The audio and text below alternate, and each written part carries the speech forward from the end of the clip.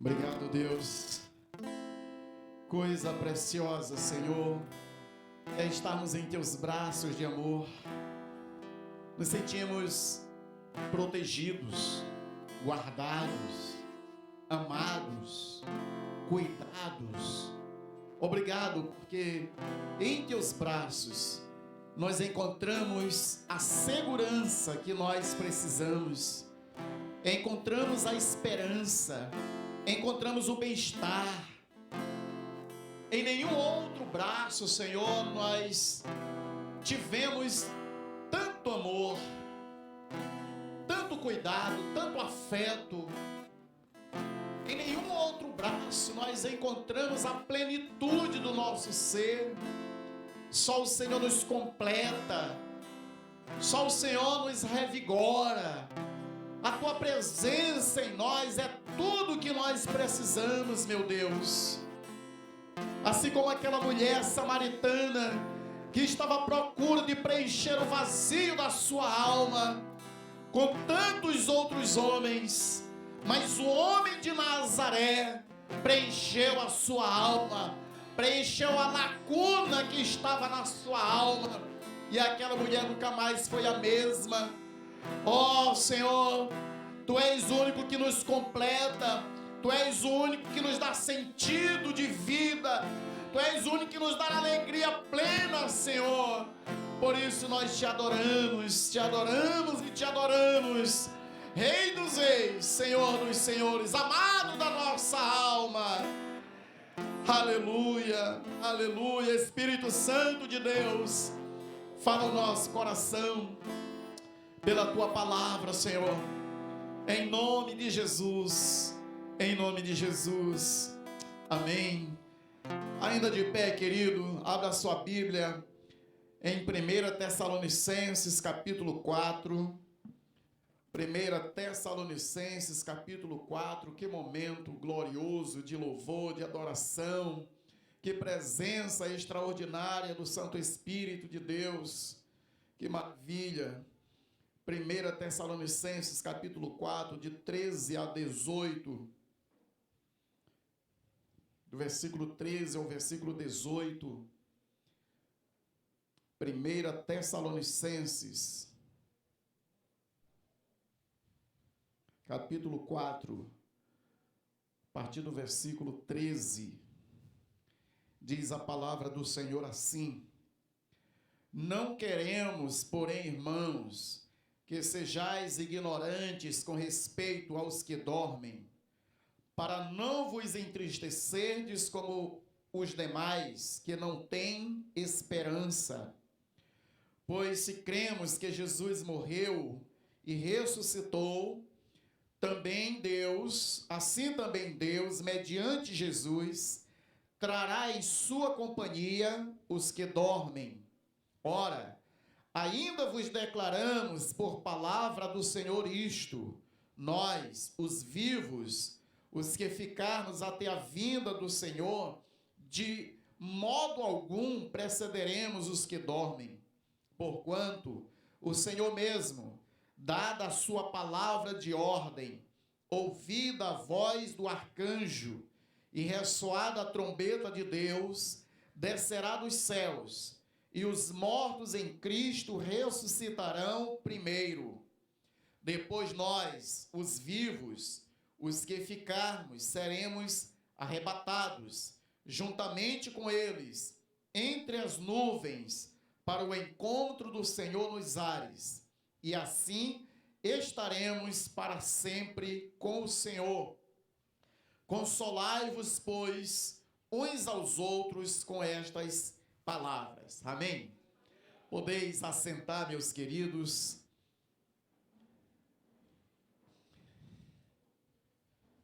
Alguém já disse que a esperança é a última que morre, não é verdade?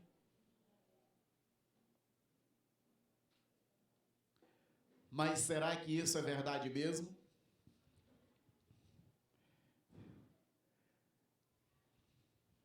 Quem disse que a esperança morre? A esperança, ela não morre. A esperança dos salvos não morre. A minha esperança e a sua esperança estarão vivas para sempre. Amém? Você já parou para pensar, já se perguntou, já ouviu alguém perguntando o que acontece depois da morte? Você já ouviu sobre isso? Eu já ouvi muito, não é? Pessoas perguntando, às vezes grupinhos, não é? De amigos perguntando, se questionando, conversando. E aí, o que tu acha? O que acontece depois que a gente morre? A gente vai para onde? O que acontece com nossa alma?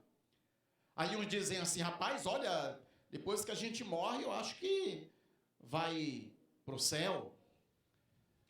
Aí outros, rapaz, olha, eu não sei não.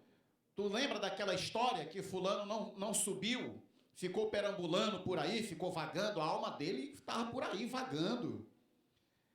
Então existem muitas histórias por aí a respeito do que acontece depois da morte. E não saber o que acontece depois da morte, isso não ajuda na nossa esperança, pelo contrário. Fazer suposições do que acontece depois da morte nos traz medo, nos traz aflição. A gente fica temeroso quando não sabe o que vai acontecer. Para o cristão, para o salvo, para o discípulo de Jesus que nasceu de novo, isso está muito definido na nossa alma, isso está muito definido dentro de nós. Por que Paulo está falando a respeito disso nesse texto? É porque alguns dos tessalonicenses, eles estavam amedrontados, estavam com medo. Eles estavam ouvindo muitos boatos, muitas crenças da época a respeito do que aconteceria depois da morte, e eles estavam com algumas dúvidas. E Paulo disse, olha, irmãos, eu não quero que em relação a isso vocês sejam ignorantes. Ou seja, que vocês não tenham conhecimento a respeito disso. Então, meus queridos, para nós, onde está firmado a nossa esperança? Será que ela está morta ou mais viva do que nunca? O que você acha? A sua esperança está viva ou está morta? A sua esperança vai morrer? Não. A nossa esperança, de um modo geral, é Jesus. Amém? E ele morreu, mas ele ressuscitou e está mais vivo do que nunca. Você acredita que Jesus ressuscitou? Por que você acredita que Jesus ressuscitou? Eu acredito que ele ressuscitou porque eu falei com ele hoje. Eu falei com ele hoje, acredite, eu falei com ele hoje. E eu sei que ele me ouviu porque ele também falou comigo. Ele está vivo. Ele não está mais naquela cruz. Ele não está mais naquela tumba fria. Ele não virou pó. Ele não virou terra. Ele não virou estrume. O nosso Jesus, a nossa esperança está viva. Olha para seu lado, bem assim. Ele está aí do seu lado. Faça assim. Ele está dentro de você. Amém?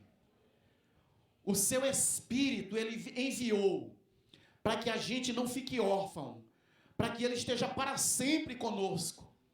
É certo que ele está sentado à direita do Pai, mas ele, o Pai e o Espírito são um, e o seu Espírito está habitando em nós e agindo em nós. Amém? Onde está firmada, queridos, a nossa esperança? Em primeiro lugar, nós podemos crer que a nossa esperança está firmada na palavra de Deus. Amém? A nossa esperança está firmada na palavra de Deus. Olha o que diz o versículo 15. Vamos ler todos juntos? Dizemos a vocês, pela palavra do Senhor, que nós, os que estivermos vivos, os que ficarmos até a vinda do Senhor, certamente não precederemos os que dormem. Segundo o boato que Paulo está dizendo, segundo eu ouvi falar, segundo as tradições, não, segundo a palavra do Senhor, pela pela palavra do Senhor, meus irmãos, nós estamos falando isso. A nossa esperança a respeito da morte, a respeito da vida após a morte, ela está firmada, ancorada em uma palavra de um Deus que não mente, que é eterno, que é verdadeiro, que conhece a vida e conhece a morte, conhece todas as coisas. Por isso a nossa esperança está ancorada na palavra do Senhor. Sim, a nossa esperança está na palavra de Deus. É ela que deve nos guiar, nos orientar e nos confortar. Amados, nós não podemos continuar com uma mentalidade pagã. O que é uma mentalidade pagã? É uma mentalidade que é formada a partir das tradições, a partir das histórias, a partir das fábulas, a partir das mentiras. E sabe quantas vezes a gente se converte e ainda continua acreditando em algumas coisas dessas? Sim ou não?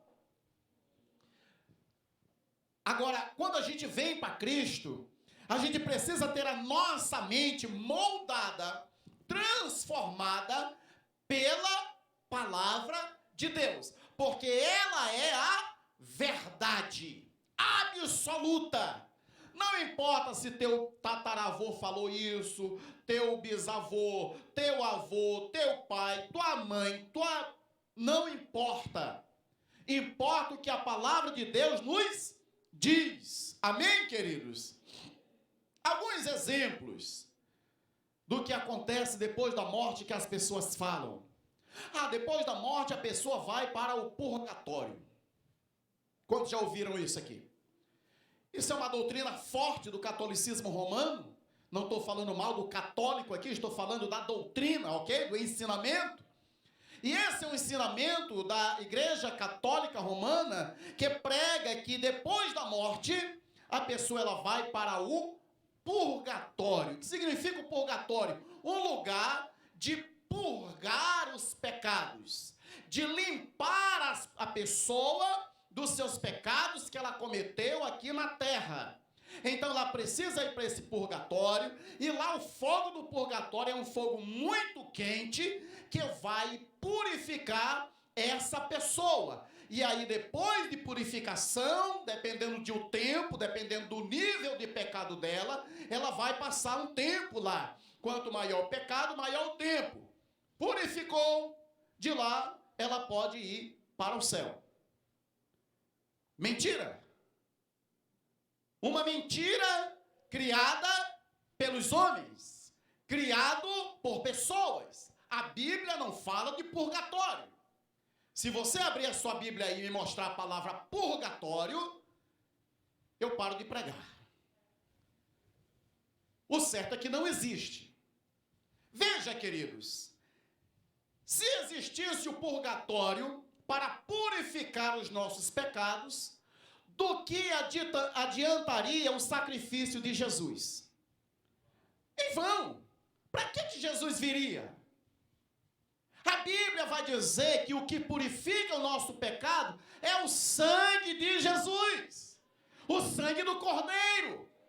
E ele é poderoso, esse sangue é poderoso para nos purificar. Olha, nós vamos para o céu não é porque nós somos assim, sem erros. Não. Nós vamos para o céu porque Jesus pagou o preço do nosso pecado. Ele se fez pecado por nós. Agora imagina, Jesus pagou o pecado por nós, se sacrificou, derramou o seu sangue, teve todo esse trabalho, esse sacrifício, e aí a gente crê em Jesus, morre e ainda vai para um purgatório, se purgar, para depois ir para o céu. Está errado. Não está direito, como diz meu sogro. Isso não está direito. Porque se o sacrifício de Jesus ele é suficiente, não precisa de purgatório. E se precisar de purgatório, não precisaria Jesus ter vindo. Ok, minha gente? Então, a palavra de Deus, ela nos diz em João 1, 7, 9, olha, a nossa esperança está na palavra de Deus, no que a palavra de Deus diz, ok? Beleza? Estão me acompanhando? Beleza. Olha o que diz. Se, porém, andarmos na luz, como ele está na luz, mantemos comunhão uns com os outros. E o sangue de Jesus, seu Filho, nos purifica de todo pecado.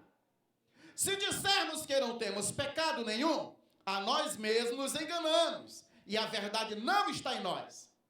Se confessarmos os nossos pecados, ele é fiel e justo para nos perdoar os pecados e nos purificar de toda injustiça. Anote, 1 João, capítulo 1, versículo do 7 ao 9. Quem nos purifica do nosso pecado é o sangue de Jesus.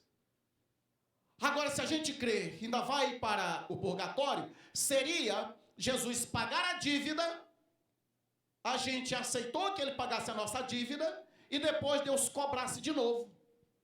Imagina você paga a sua conta em dia, e aí o cobrador bate na sua porta, dizendo, olha, você precisa pagar de novo.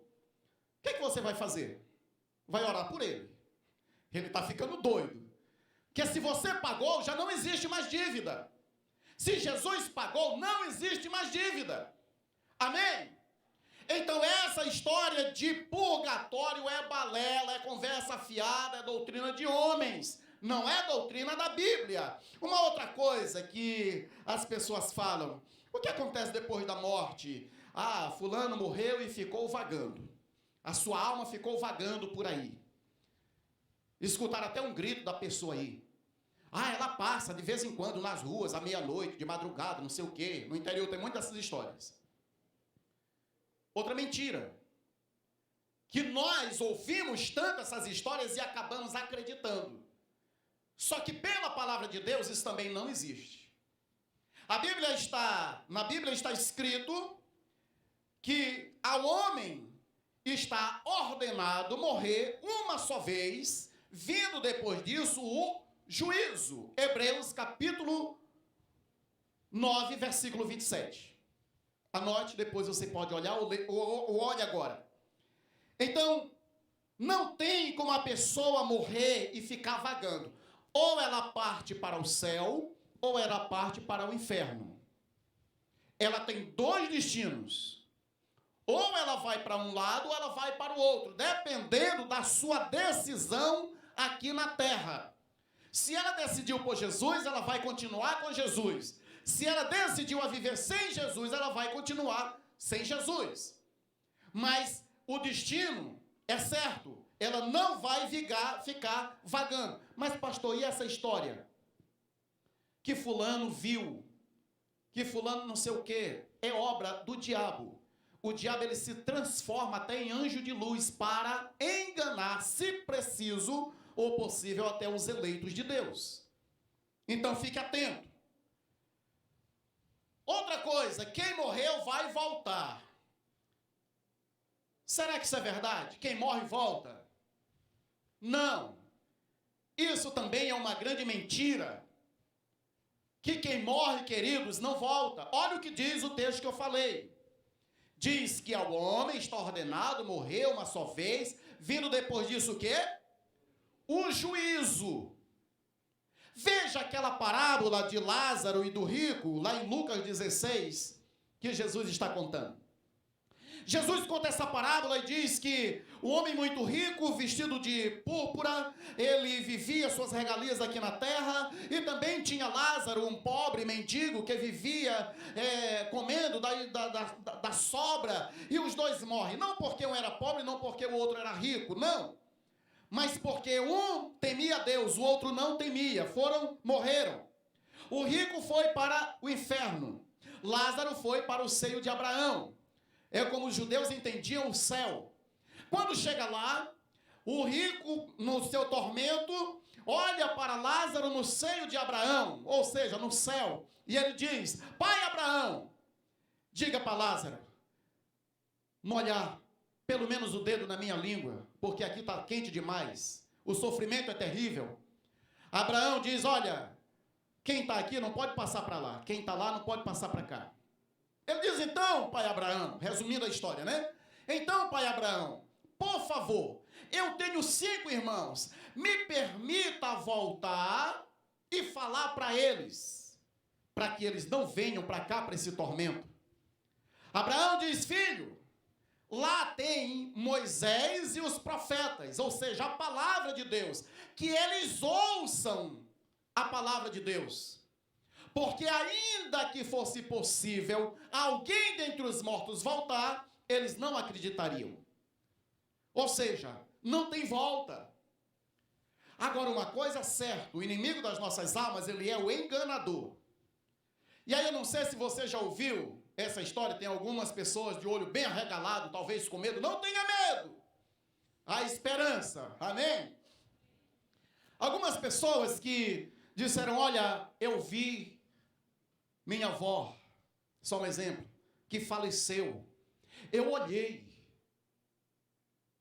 Aí você diz assim, poxa, você olhou? Olhei, era ela.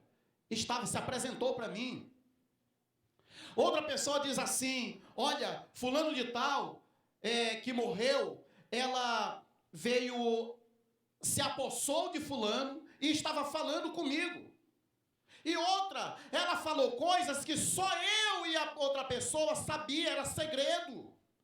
Então era a pessoa que estava naquela outra. Negativo. Quem possui as pessoas é exatamente os demônios. Se passando por aquele que já morreu. Ele se transforma na imagem da pessoa para que o outro acredite e ele mantenha a mente dela presa nessa crença. Entende? Ah, mas como é que só eu e essa pessoa sabia? Ela morreu e agora ela está revelando. Veja, queridos, às vezes as pessoas estão fazendo algo oculto, no segredo, mas perto delas existem espíritos malignos. Às vezes o demônio está ali assistindo. E quando a pessoa morre, ela vem para dizer, olha, realmente é a pessoa, porque só ela que sabia. Mentira. O demônio estava ali ouvindo. E agora ele se manifesta para fazer a pessoa acreditar que quem morreu voltou. É uma mentira descarada de Satanás. Quem morre não volta. Ok? Imagina alguém que foi assassinado. Ele não voltaria para se vingar? Gente, seria uma guerra muito grande entre vivos e mortos. Ah, porque quando eu morrer eu vou voltar e te pegar no pescoço. Mentira. Tem medo não. Tem medo dos vivos, dos mortos não. Não, olha, se eu morrer primeiro que eu venho puxar o teu pé de noite. Tem gente que hoje aqui não vai dormir, eu vou orar bastante antes de dormir. Vai puxar nada, porque ele não tem poder para voltar. São algumas mentiras, queridos, que fazem com que a gente não tenha uma esperança viva.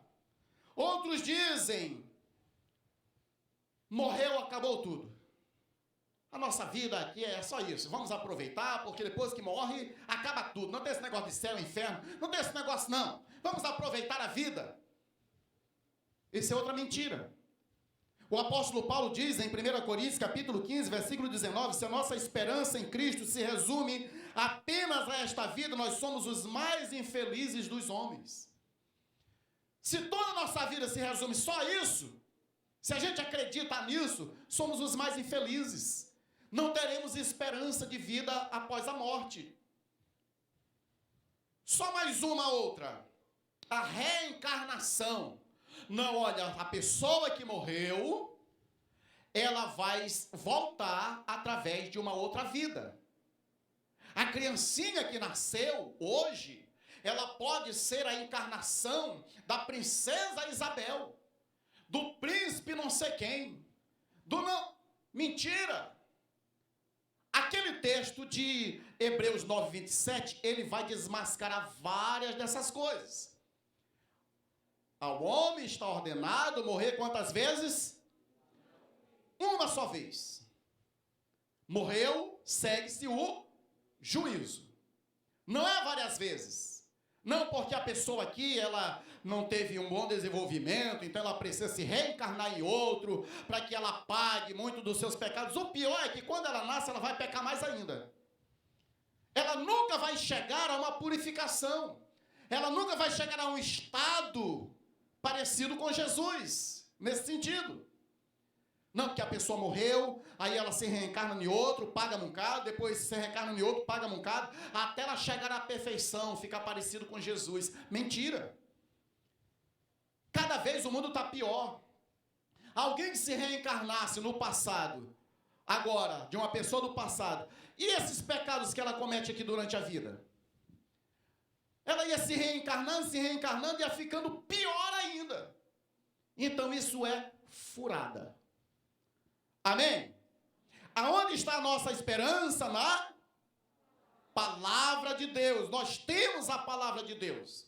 O mundo rejeita a verdade da palavra de Deus e por isso não tem esperança. Vive amedrontado, vive com medo. A palavra de Deus põe fim, queridos, todas essas especulações. Abra lá em João, capítulo 5, 24 a 29. João 5, 24 a 29. Diz assim: em verdade vos digo, quem ouve a minha palavra e crê naquele que me enviou, tem a vida eterna. Não entra em juízo, mas passou da morte para a vida. Em verdade vos digo que vem a hora e já chegou, em que os mortos ouvirão a voz do Filho de Deus, e os que ouvirem viverão. Porque assim como o Pai tem vida em si mesmo, também concedeu ao Filho ter vida em si mesmo. E lhe deu autoridade para julgar, porque é filho do homem. Não vos maravilheis disto, porque vem a hora em que todos os que se acham no túmulo ouvirão a sua voz e sairão. Os que tiverem feito bem para a ressurreição da vida, os que tiverem praticado mal para a ressurreição do juízo. Amém? A autoridade da palavra de Deus nos dá segurança, nos dá conforto. Por isso, não creia nas historinhas, creia na palavra eterna do Senhor. Aonde está firmada a nossa esperança? Na palavra de Deus e também na segunda vinda de Cristo. Na segunda vinda de Cristo.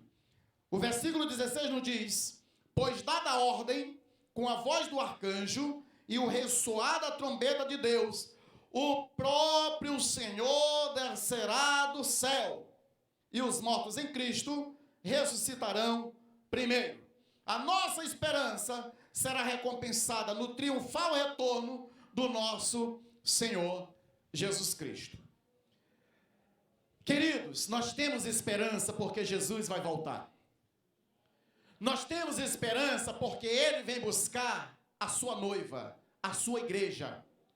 Ele disse que Ele iria preparar morada. E quando Ele preparasse morada, Ele viria nos buscar. E essa deve ser uma expectativa do cristão viva, todos os dias. Essa esperança de estar com Jesus deve permear a nossa vida todos os dias. Precisamos estar aguardando Jesus sempre. Isso mantém a nossa esperança viva. A vida de Cristo, ela será pessoal, visível, poderosa, física, gloriosa e vencedora.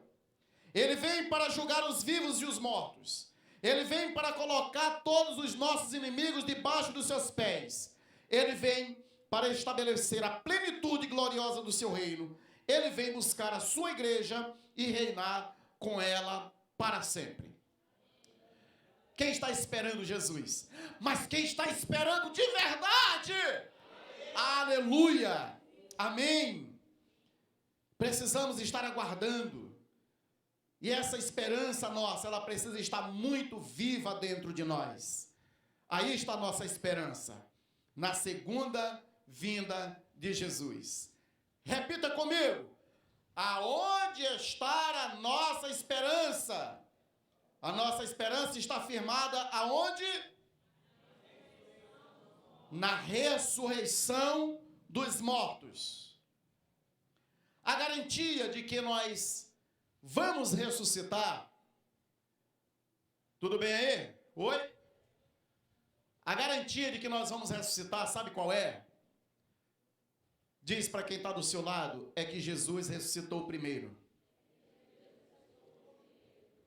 Agora, você precisa acreditar na ressurreição de Jesus, não somente de cabeça. Você precisa acreditar na presença dele. Você precisa acreditar que realmente ele ressuscitou. Nesse tempo aqui, algumas pessoas não acreditavam na ressurreição dos mortos. E certa vez, Paulo, ele estava falando a respeito disso, porque tinha um grupo de pessoas, desde o tempo de Jesus, um pouco antes, 2 séculos antes de Jesus, e quando Jesus veio, esse grupo estava bem forte, que era o grupo dos saduceus. O grupo dos saduceus, eles não acreditavam em anjos, eles não acreditavam na ressurreição dos mortos, e eles não acreditavam em demônios. Falar da ressurreição era uma blasfêmia para eles. Mas eles eram uma seita. E Paulo, ele vai falar o seguinte, em 1 Coríntios 15, 16. Porque se os mortos, ele combatendo, né? Porque eles estavam dizendo, olha, os mortos não ressuscitam. Morreu, acabou. Eles não vão ressuscitar. Então Paulo, ele vai combater essa heresia dizendo assim, porque se os mortos não ressuscitam, também Cristo não ressuscitou. E se Cristo não ressuscitou, é vã a vossa fé, e ainda permaneceis nos vossos pecados. E ainda mais, os que dormiram em Cristo, eles pereceram. Se a nossa esperança em Cristo se limita apenas a esta vida, somos os mais infelizes de todos os homens. Mas de fato, aí ele diz, mas de fato, Cristo ressuscitou dentre os mortos, sendo ele as primícias dos que dormem. Visto que a morte veio por um homem, também por um homem veio a ressurreição dos mortos. Porque assim como em Adão todos morreram, assim também todos serão vivificados em Cristo. Amém? Se Cristo não ressuscitou, a nossa fé é em vão. Nós estamos crendo de forma inútil, de nada vale a nossa crença. Paulo está dizendo, mas de fato, Jesus ressuscitou. Ele foi a primícia, ele foi o primeiro, para que a partir dele, todos nós venhamos também ressuscitar. O nosso corpo, ele não ficará para sempre na terra. Um dia ele vai ressuscitar. Mas surge uma outra questão bem aí. Bom, como é então que as pessoas vão para o céu e vão para o inferno? Já que depois que o corpo vai ressuscitar. Como é que o cristão, aquele que tem uma comunhão com Cristo, vai usufruir dos benefícios de Cristo no céu, se o seu corpo está enterrado? A terra comeu. Veja, queridos, sem o corpo, nós vamos, por exemplo, se alguém que morre hoje em Cristo, ele vai para o céu, ele vai usufruir dos benefícios da glória de Deus, porém, de forma limitada. Por quê? Porque para ele usufruir de tudo, da plenitude daquilo que Cristo tem para nós, a pessoa ela precisa do corpo.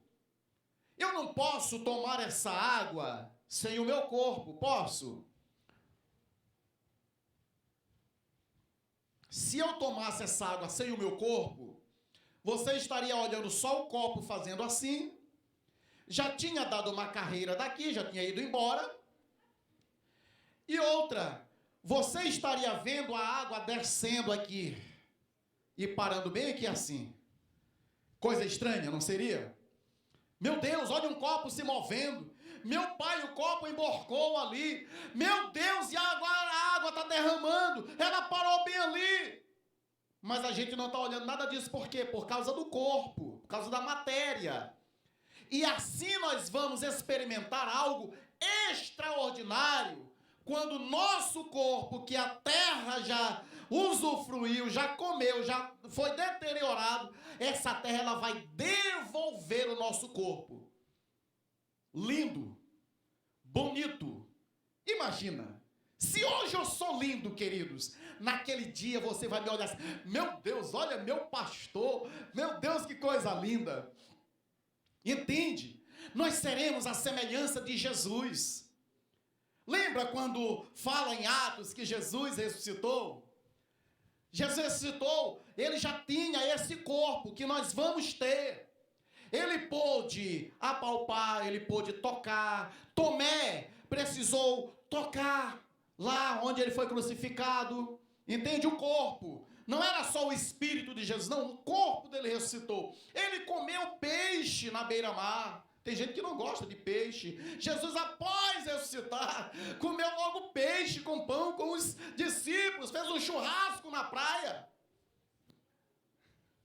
A pastora é discípula dele. Fala em peixe, ela só falta falar em línguas.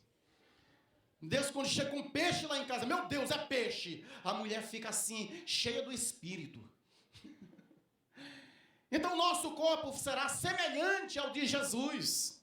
Ele abraçou os discípulos, ele esteve com os discípulos, ele comeu, mas ninguém viu a comida descendo assim, não. Ele tinha o corpo, e assim será também o nosso corpo, um corpo glorioso. Agora, esse corpo que nós vamos ter, ele será ilimitado. Lembra que Jesus entrou na sala, estava todo mundo lá com medo, com a porta trancada? E ele entra assim pela parede. Aquela coisa linda, né? Meu Deus, Jesus estava tudo trancado, por onde o Senhor entrou? Não, eu passei aí na parede. Assim será a gente também. Assim nós seremos. Não vai ter uma parede para nos impedir. Sabe, se tiver carro, né? Você não precisa, meu Deus, eu vou morrer. Não, fica tranquilo, você não morre mais. Você ressuscitou. A morte não tem mais poder sobre você. Vai ser lindo, gente. Agora, o que ressuscitar para a condenação também vai ser horrível. Porque ele vai experimentar toda a dor. Porque a pessoa que morre sem Cristo, ela vai para o inferno. Ela está experimentando um nível de dor, de sofrimento, mas ainda não é o todo. Depois do julgamento, essa pessoa que ela ressuscitar, que ela será julgada, é que ela vai experimentar ainda muito mais.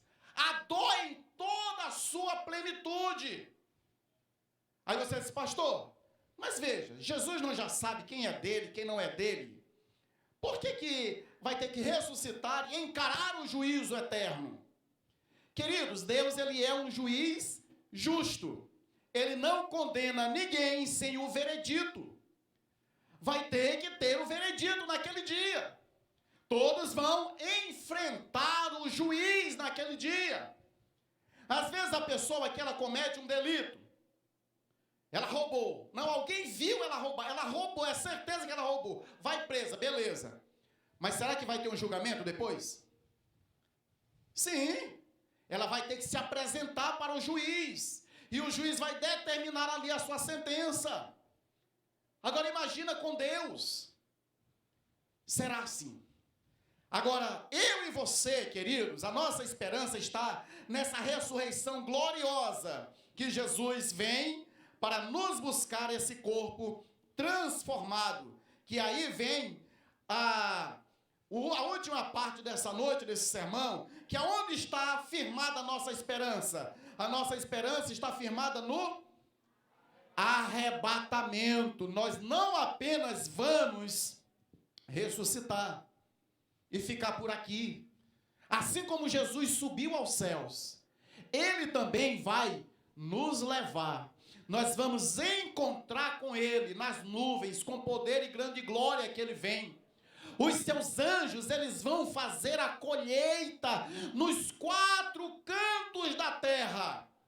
Os mortos ressuscitarão primeiro, eles se encontram com Jesus nas nuvens, e logo em seguida os vivos serão transformados transformados e serão arrebatados. Serão levados dessa terra. E aí depois vem Jesus com a nova Jerusalém, vem para reinar pelos séculos dos séculos, com todos esses seus santos. O reino dele, com todos os seus súditos, com todos os seus discípulos, ele voltará para reinar pelos séculos dos séculos dos séculos. Amém? Olha o que diz aqui.